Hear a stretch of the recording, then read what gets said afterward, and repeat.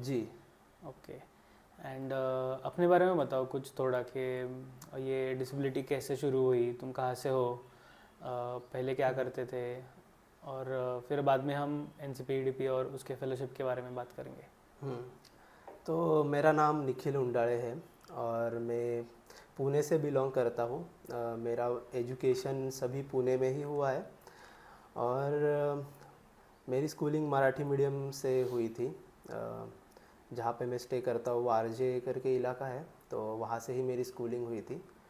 पूरा 10th तक मैंने वहीं से स्कूलिंग की। उसके बाद जब मैं 11th 12th के लिए एडमिशन लिया सर परशुराम भाऊ कॉलेज में, तो उस दौरान मेरी जो विज़न है वो थोड़ी सी कम होने लगी अचानक? अचानक। हाँ, तो उस दौरान मैंने एक डॉक्टर को, हमारे यहाँ पास में ही आई क्लिनिक है, वहाँ पे दिखाया उनको।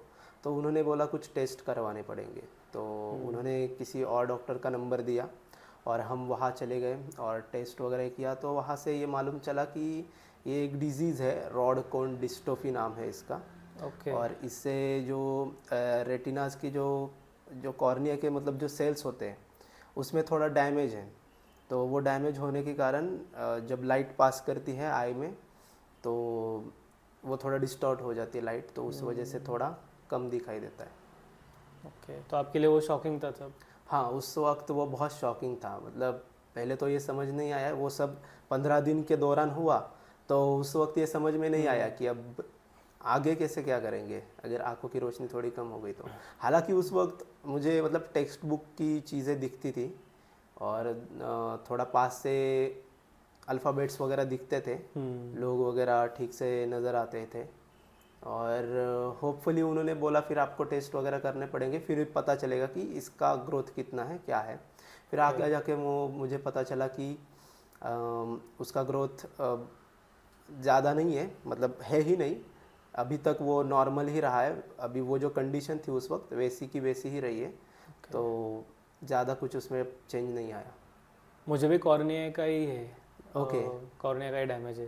इस डिजीज़ को क्या बोलते हैं जो आपको है वो? तो मुझे जो है वो है स्टीवन जॉनसन सिंड्रोम। तो मैं जब 9 साल का था तब मुझे वो एक मेडिसिन, रॉन्ग मेडिसिन की वजह से हुआ था। Okay. And I recovered from that, but उसका जो लास्ट इफेक्ट था, इम्पैक्ट, वो आँखों पे पड़ा।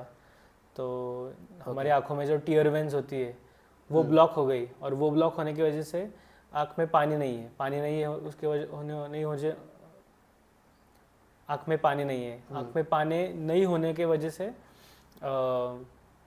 वो जो ये होते हैं ना कॉर्निया, तो ओके। वो डिस्टर्ब हो गया पूरी ओके। तरीके से, और वो ड्राई हो गया।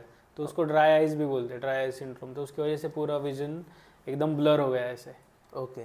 सो हाँ, तो and how was the response of your family and friends?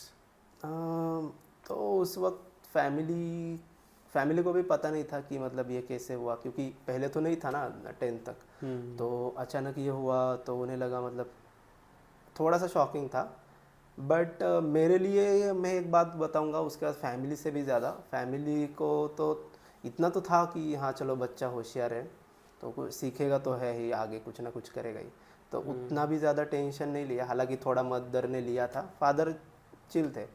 लेकिन उसके बाद जब आगे बढ़ा तो मुझे सबसे बड़ी जो अगर दिक्कत आई कुछ लाइफ में, वो एजुकेशन में मुझे पता नहीं था कि अगर मान लो लो विजन हो जाता है किसी को, तो लो विजन एड्स क्या होते हैं, असिस्टिव टेक्नोलॉजीज़ का हम कैसे यूज़ कर सकते हैं और आगे बढ़ सकते हैं, इसकी बिल्कुल जानकारी नहीं थी। मतलब 11th 12th उसके बाद मैंने ग्रेजुएशन की कॉमर्स में, उस दौरान तभी तक मुझे आइडिया नहीं थी कि ये कैसे क्या करना है। और मैं थोड़ा अंडर कॉन्फिडेंट था कि ये बातें करूँ तो किससे, ना मुझे सामने से कोई बताने वाला है, इसकी अवेयरनेस नहीं थी, ज़ीरो थी।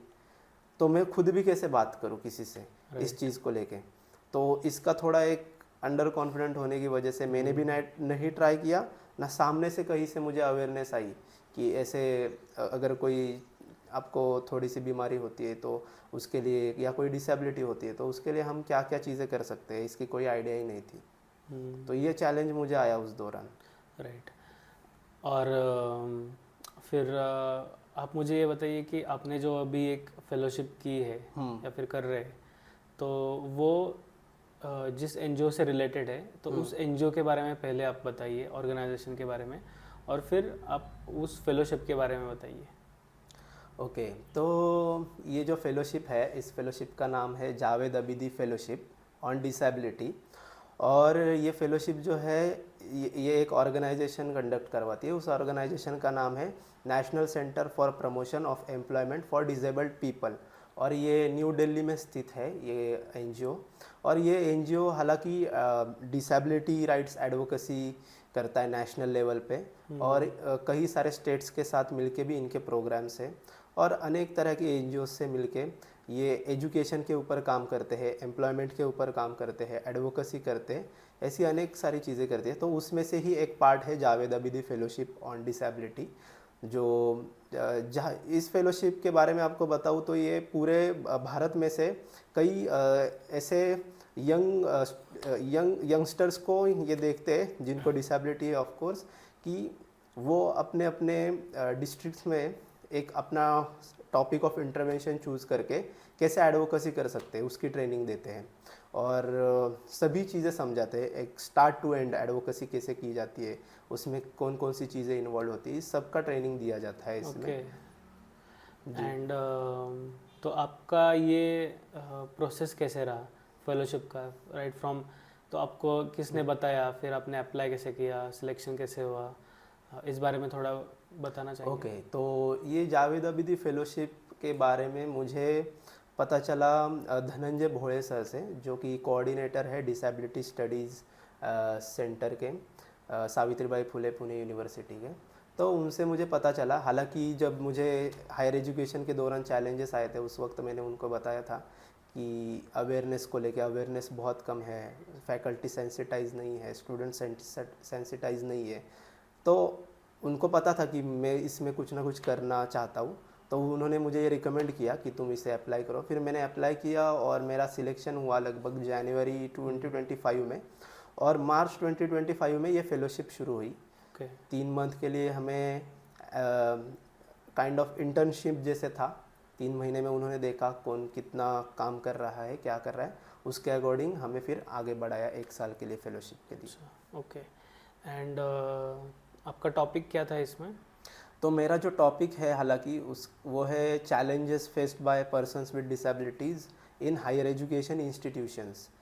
तो इस टॉपिक को लेने का वही कारण था क्योंकि मैंने खुद भी चैलेंजेस फेस किए थे, और कई सारे मैं स्टूडेंट्स विद डिसेबिलिटीज़ के साथ बातचीत किया हूँ, तो उनके भी कई सारे चैलेंजेस वो मुझे पहले से ही पता थे, इसीलिए मैंने ये टॉपिक चुना था। राइट, तो I think this comes from your own challenge in the higher education. Right. So आप जब हायर एजुकेशन परसीव कर रहे थे तब आपको जो चैलेंज आया, तो इसीलिए आपको लगा कि आपने ये टॉपिक पे काम करना चाहिए। Yes. And that is also precisely the same reason कि मैं भी हायर एजुकेशन में इंटरेस्टेड था काम करने के लिए, पुणे में स्पेशली, क्योंकि मुझे भी चैलेंजेस आए थे उस टाइम पे, क्योंकि हमें कोई बताने वाला नहीं था उस टाइम पे।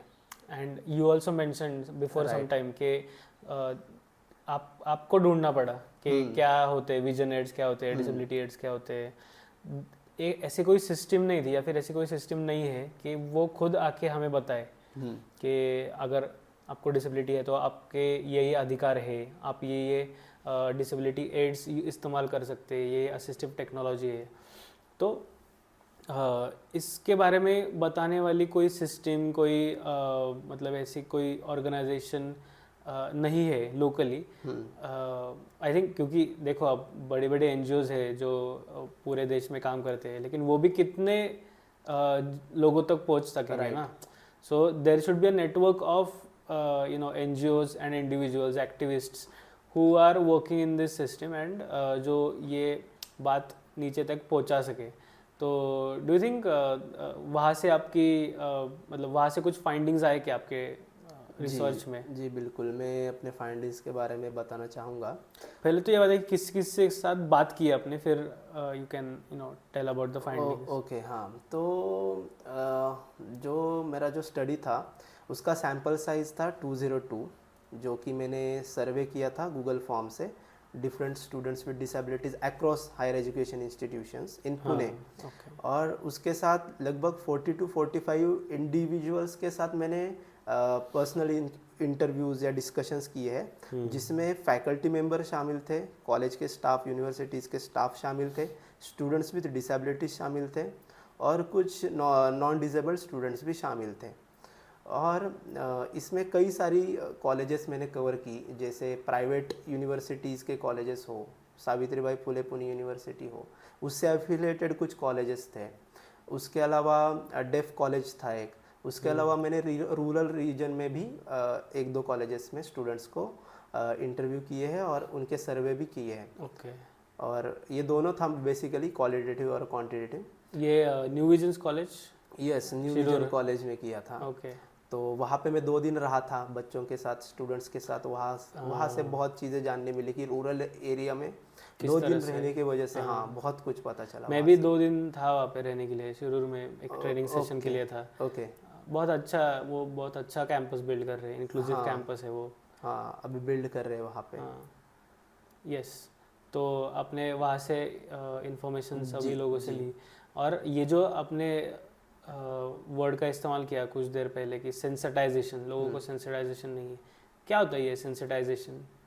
सेंसिटाइजेशन का मतलब ये है कि कोई भी इंसान हो, जैसे मैं जो मानता हूँ उसका मीनिंग वो बताता हूँ। कोई भी इंसान हो, डिसेबिलिटी हो उसे या ना हो, उसको जागरूकता होनी चाहिए एक पर 21 टाइप्स ऑफ डिसेबिलिटीज़ की, उनका लोगों को परसीव करने का तरीका क्या होता है और उनकी क्या नीड है, और इन सब चीज़ों को पता होना चाहिए ताकि इंक्लूजन हो पाए।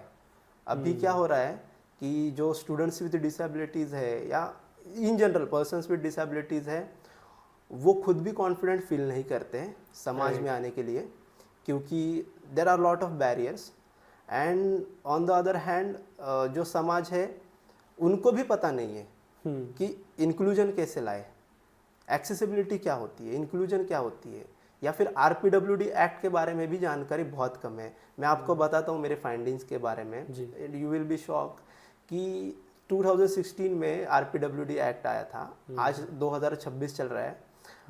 10 साल में, 11 साल में लगभग, अभी भी रिसर्च में ये आ रहा है कि मेरे फाइंडिंग्स में कि 5 में से 1 बच्चा अभी तक उसको ना कि UGC गाइडलाइंस, जो कि हायर एजुकेशन के लिए बनी हुई गाइडलाइंस है, RPWD एक्ट से ही अलाइंड, उसकी जानकारी है, ना इक्वल अपॉर्चुनिटी सेल की जानकारी है जो एक कॉलेज में होता है, या फिर RPWD एक्ट की भी उनको जानकारी नहीं है। यही मेरा भी अनुभव है ऑन द ग्राउंड, बच्चों को मालूम ही नहीं है। एंड सिमिलरली जब मैंने जो नॉन डिसेबल्ड है, फैकल्टी मेंबर है या स्टाफ है, उनसे जब बातें की तो वहाँ से भी यही सेम रिजल्ट आया, उनको भी इनके बारे में जानकारी नहीं है। तो वो लैक ऑफ सेंसिटाइजेशन है अभी, और अवेयरनेस बहुत ही कम है, और इसके कारण जो नीड्स है स्टूडेंट्स विद डिसेबिलिटीज़ की इन हायर एजुकेशन इंस्टीट्यूशंस, वो फुलफिल नहीं हो पा रही है। उनको भी पता नहीं कि वो कैसे फुलफिल करनी है। हालांकि कुछ कॉलेजेस में देखा है रैंप बनी हुई है, एग्जामिनेशन के लिए सपोर्ट दिया जाता है, जो लेकिन मैं ये बहुत देखता हूँ कि कॉलेजेस या फिर कोई भी कंपनीज हो या फिर ऐसे जो प्लेसेस है डिफरेंट, तो उनको लगता है कि रैंप बनाया तो एक्सेसिबल हो गया। हाँ, यही लगता है सबको। हाँ, सबको लगता है कि रैंप बनाया तो इंक्लूजन एक्सेसिबिलिटी हो गया, बट देर आर बहुत सारे हार्मोनाइज गाइडलाइंस है, राइट। तो उसके अकॉर्डिंग स्टैंडर्ड्स है सेट किए हुए कि एक्सेसिबल प्लेस क्या होता है, एक्सेसिबल इंफ्रास्ट्रक्चर क्या होता है। तो उसमें बहुत सारी चीज़ें हैं। अगर आपके यहाँ पे कोई एक डिसेबल व्यक्ति आता है तो आपके यहाँ पे काम कर रहा है, तो आपके यहाँ पे एक्सेसिबल वॉशरूम कंपलसरी होना ही चाहिए। राइट। वो दिन भर क्या करेगा, 9 से 5 बैठेगा और जा नहीं सकेगा, तो कैसे होगा व्हीलचेयर पे अगर वो इंसान है तो। मैं आपको बताता हूँ, इससे ही जुड़ी हुई कहानी है कि मैं जो वहाँ पे गया था न्यू विजन कॉलेज में, वहाँ पे बच्चे पढ़ने के लिए आते थे। There are so many students with disabilities जिनको बहुत, जो मतलब half of them were locomotor disability, तो उनको व्हीलचेयर, वो मुझे बोले कि हमने पुणे में इसीलिए एडमिशन नहीं लिया सिटी में किसी कॉलेज में, क्योंकि वहाँ पे व्हीलचेयर एक्सेसिबिलिटी नहीं है, उनका ये कहना था। ओके। तो जहाँ पे हमें एडमिशन चाहिए, क्योंकि एक तो हॉस्टल में भी हम नहीं रह सकते, क्योंकि हॉस्टल भी इनएक्सेसिबल है, मतलब पूरा कैंपस ही मान के चलो इनएक्सेसिबल है। उसके कारण या तो वो एक कर सकते हैं कि कॉलेज के नज़दीक कहीं रह रहे हैं जहाँ पे एक्सेसिबल है, या उनका घर है वहाँ पे, वहाँ से कॉलेज जाना नज़दीक है, बट उस कॉलेज में एक्सेसिबिलिटी नहीं, तो करेंगे क्या? तो वो न्यू विजन कॉलेज में इसीलिए गए क्योंकि वहाँ पे हॉस्टल भी प्रोवाइड किया जाता है, खाना वगैरह सब वहाँ पे एक्सेसिबिलिटी है, और वहाँ पे देखभाल करने के लिए भी कुछ स्टाफ होते हैं, तो ट्रांसपोर्ट से लेके मतलब हर चीज़ें वहाँ पे दी जाती है, तो वो वहाँ पे गए। यहाँ पे नहीं किया उन्होंने। कुछ ऐसे भी इंसिडेंट थे कि कुछ ऐसे स्टूडेंट्स हैं जिनका एडमिशन डिनाई किया उनकी डिसेबिलिटी की वजह से, कि वो बोले कि भाई हम, कॉलेज वाले बोले कि हमारे पास उतना एक्सेसिबल एनवायरनमेंट है नहीं, तो आप किसी और कॉलेज में जाके पढ़िए। बट उस इंसान को तो वही एजुकेशन लेना था ना, क्योंकि उसके लिए वो नज़दीक था, ज़रूरी था, नज़दीक था। वो किसी दूर जाने की वजह दूर जाने की हेतु उसको अभी दूर जाना पड़ा, वहाँ से घर वालों से दूर रह के अभी एजुकेशन कर रहा है 3 साल, बट घर का भी देखना है उसे, बट कर रहा है वो मैनेज किस तरीके से। राइट। आपने ये जो बात की ना अभी, यू सेड कि some of the students they refused to go to Pune colleges because there was lack of accessibility, and they chose to stay in a college which is been built in a rural area where accessibility is there. तो आपको ये देख के इतना तो लोगों को समझ में आना चाहिए, जो होशियार है और जो फाइनेंस को थोड़ा बहुत जानते हैं, जो इकोनॉमिक्स को थोड़ा बहुत पढ़ते हैं, उनको ये देख के पहचानना चाहिए कि कहाँ अपॉर्चुनिटीज़ हो सकती है जी। And this is what I would like to connect with purple economy, क्योंकि अभी जो ये सारे गाइडलाइंस आए, ये सारी पॉलिसीज़ आई है, तो इसके लिए नहीं आए कि अरे नहीं इन पे एहसान करो, ये बेचारे को हक नहीं है तो इसको हक दो। ओके, तो वो एक तरीका है देखने का उसके तरफ। जो जिस वजह से वो आए हैं, वो क्यों आए? क्योंकि सबको एक इक्वल अपॉर्चुनिटी मिले खुद का एजुकेशन लेने के लिए, खुद के बलबूते पे पैसे कमाने की, खुद के बलबूते पे अच्छा परिवार होने की, घर खरीदने की, गाड़ी खरीदने की, जो सभी के सपने होते हैं करियर बनाने के या फिर फैमिली बनाने के, वो सभी को इक्वल अपॉर्चुनिटी में मिले। ठीक है, we are not asking for some kind of charity, हमको ये 50,000 गवर्नमेंट ने हमको देना चाहिए, वैसा नहीं कह रहे हैं ना हम। Right. What we are saying is we want accessible colleges, we want accessible workplaces, we want equal opportunity in workplace, in education, in other spheres of in public places. तो लोगों को ये समझ में चाहिए। मैं पर्पल इकोनॉमी की बात कर रहा था। सो फॉर एग्जांपल आप पकड़ के चलिए, पुणे में more than 1,000 students are there with blind visual impairedness. बाकी के भी होंगे, बहुत सारे होंगे, अभी उसका सेंसस चल रहा है, वो आएगा हमारे पास डेटा, लेकिन हम पकड़ के चलते हैं चलो।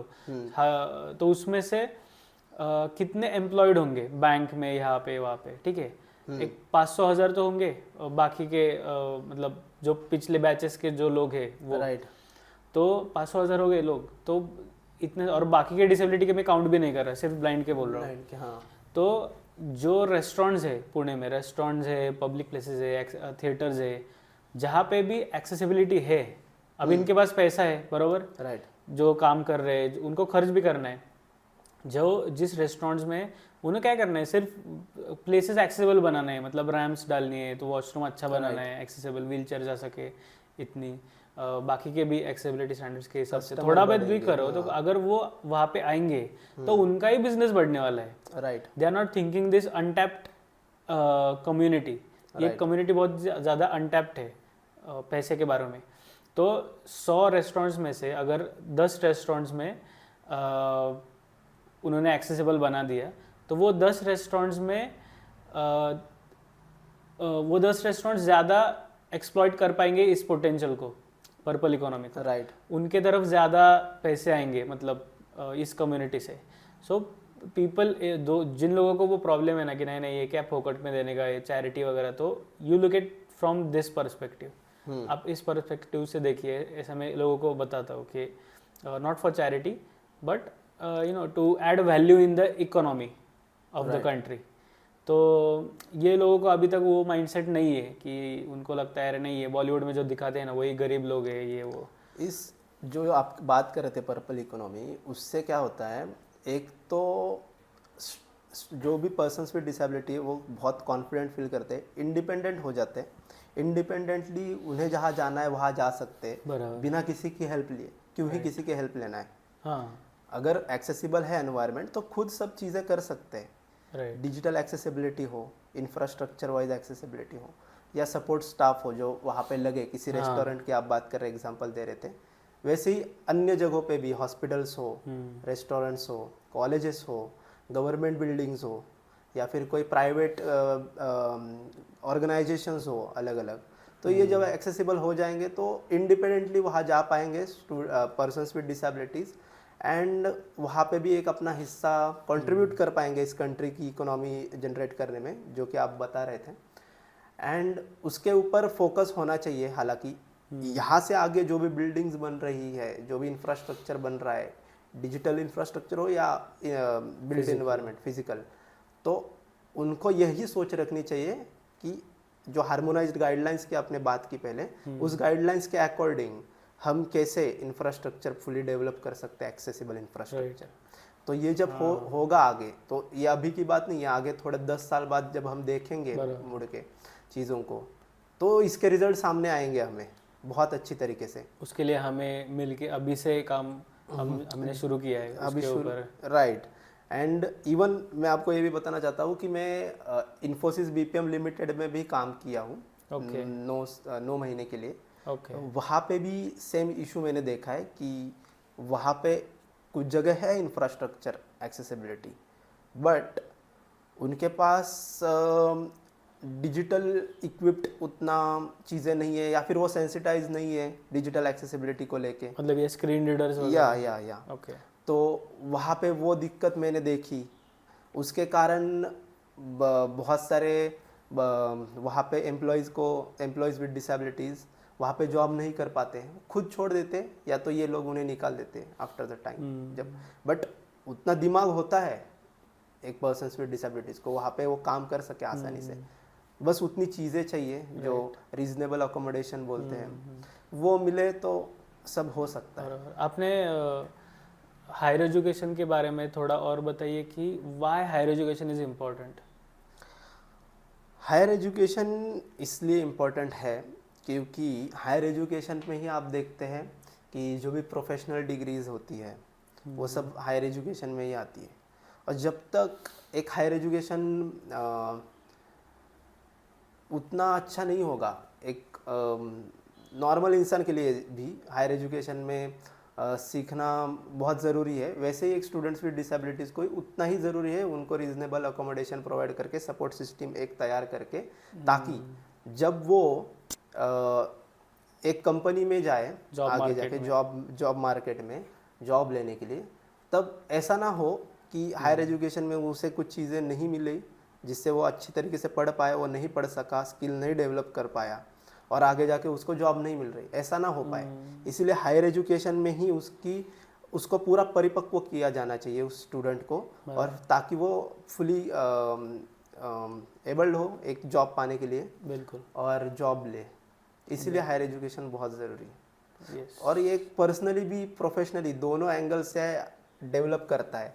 बहुत सारी चीज़ें होती है, जैसे प्रेजेंटेशन स्किल्स हो, अलग अलग एक्टिविटीज़ होती है। आजकल NEP 2020 की आने के वजह से बहुत सारे चेंजेस हो गए करिकुलम में, तो उससे पूरी डेवलपमेंट की जाती है एक स्टूडेंट की। राइट। तो उसी के कारण इम्पोर्टेंट है हायर एजुकेशन बहुत। ये बहुत ही इम्पोर्टेंट टॉपिक है जिसके ऊपर काम होना बहुत ज़्यादा ज़रूरी है जी। एंड आई एम श्योर कि people like you are already doing that and आप और इसमें और भी एक्सेल करोगे। And in the mean time can you tell me what is your opinion, personal opinion on the state of higher education or the state of systems that are been run for the disabled people। जो disabled लोगों के लिए अभी जो systems है existence में, तो वो कितने efficiently काम कर रहे हैं, आपका क्या observation है? मेरा जो पर्सनल ऑब्जर्वेशंस है, पर्सनल तो खैर मैंने स्टडी में एक पार्ट भी इंक्लूड किया था, जो वहाँ से ही बताता हूँ आपको क्या रहा। नैक जो होती है, national assessment and accreditation council, right. जो हायर एजुकेशन इंस्टीट्यूशंस में एक्रेडिटेशन करवाती है, ऑडिटिंग करवाती है, तो उनके जो एक manual for self study report करके होता है, जो इंस्टीट्यूशंस और यूनिवर्सिटीज़ नैक को भेजते हैं कि हमारे पास क्या क्या उस मैनुअल के अकॉर्डिंग हम कितना कर पाए हैं। ओके। उसका एक आगे रिपोर्ट जाता है।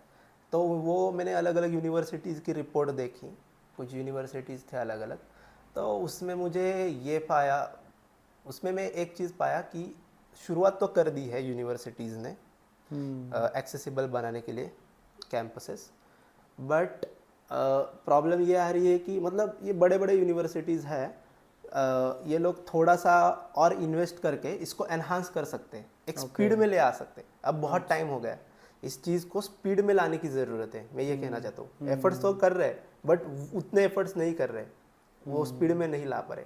तो उसका मैंने एक, हालांकि एक ऐसे परसेंटेज भी निकाला था कि कितने यूनिवर्सिटीज़, मतलब कितना उसका परसेंटेज है एक्सेसिबिलिटी का। तो बिल्ट इंफ्रास्ट्रक्चर का मान के चलो, यूनिवर्सिटीज़ में 70% 50% एक्सेसिबल है, कुछ यूनिवर्सिटीज़ डिजिटल एक्सेसिबिलिटी में 50% एक्सेसिबिलिटी है। बट जब हम देखने जाए एक वॉशरूम की एक्सेसिबिलिटी के लिए, तो वहाँ पे उतने एफर्ट्स नहीं जा रहे अभी तक। तो ये लोगों को पता, इंस्टीट्यूशन अथॉरिटी को पता होना चाहिए, मैनेजमेंट को, कि उस पर फोकस करे।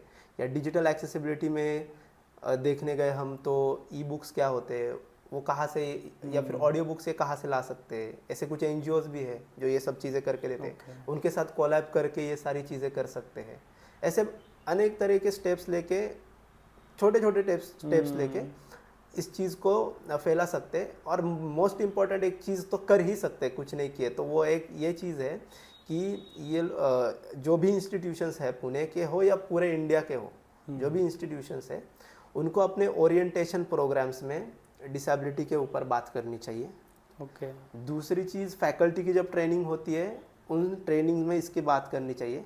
और एनुअल मीटिंग्स जो होती है या क्वार्टरली मीटिंग जो होती है इंस्टीट्यूशंस और कॉलेजेस की, उनमें भी डिसेबिलिटी की चर्चा होनी चाहिए, इंक्लूजन को लेके चर्चा होनी चाहिए कि किस तरीके से हम इस चीज़ को पेस में ला सकते हैं और एक इंक्लूसिव एनवायरनमेंट क्रिएट कर सकते हैं हायर एजुकेशन इंस्टीट्यूशंस। ये आपने जो थोड़ी देर पहले इक्वल अपॉर्चुनिटी सेल के बारे में जिक्र किया, तो उसके बारे में बताएंगे क्या होता है ये, और ये हर एक कॉलेज में होता है क्या? ओके, तो first of all equal opportunity cell ये जो है, ये काम करता है इक्विटी एंड नॉन डिस्क्रिमिनेशन के लिए। ओके। तो ये इक्वल अपॉर्चुनिटी सेल होता है बेसिकली मार्जिनलाइज्ड कम्युनिटी के लिए होता है, जिसमें SC ST OBC women, then persons with disabilities, ये सब इन्वॉल्व होते हैं। Okay. और इनके साथ कोई डिस्क्रिमिनेशन ना हो या इक्विटी बनी रहे, और इसके लिए कुछ नॉर्म्स हो, ग्रीवियंस रिड्रेसल मैकेनिज्म हो, इस सब की एक एश्योर करता है इक्वल अपॉर्चुनिटी सेल।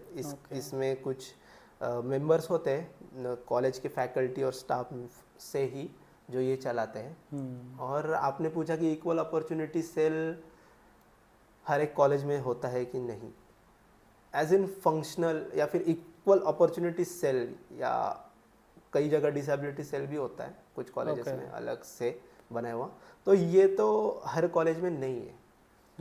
कुछ लेकिन वो मैंडेटरी होना चाहिए, ऐसा NAP में है, मैंडेटरी होना चाहिए। अभी उसके लिए ही अभी हालांकि जनवरी 2026 में ही एक रेगुलेशन पास हुआ था, जो UGC का था, जिसका नाम था promotion of equity in higher education institutions regulations 2026। तो इसमें यही बात की गई थी कि मैंडेटरी करने के लिए इक्वल अपॉर्चुनिटी सेल हर एक इंस्टीट्यूशन में। और उसमें कौन कौन से मतलब कौन कौन फैकल्टी लोग इन्वॉल्व हो गए, स्टाफ इन्वॉल्व होगा, क्या होगा, किस तरीके से उसका फंक्शनिंग होगा, उसके रोल्स क्या होंगे, वो सब उसमें दिया गया था।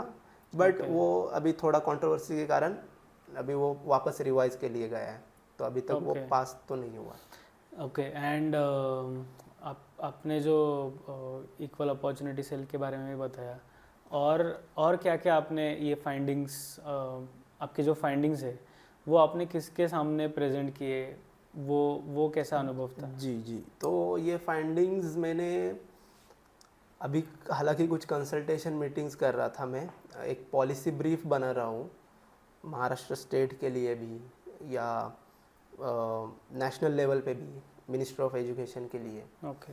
और लोकल इंस्टीट्यूशंस में किस तरीके से चीज़ें चलनी चाहिए as per RPWD act 2016।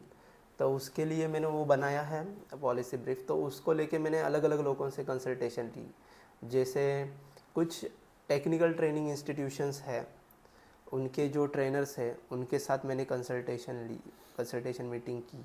Okay. उसके अलावा डिसेबिलिटी सेंटर्स जो होते हैं, रिसोर्स सेंटर्स होते हैं डिसेबिलिटी को लेके, या इक्वल अपॉर्चुनिटी सेल होते हैं अलग अलग इंस्टीट्यूशंस के, वहाँ के कोऑर्डिनेटर्स के साथ मैंने कंसल्टेशन मीटिंग की।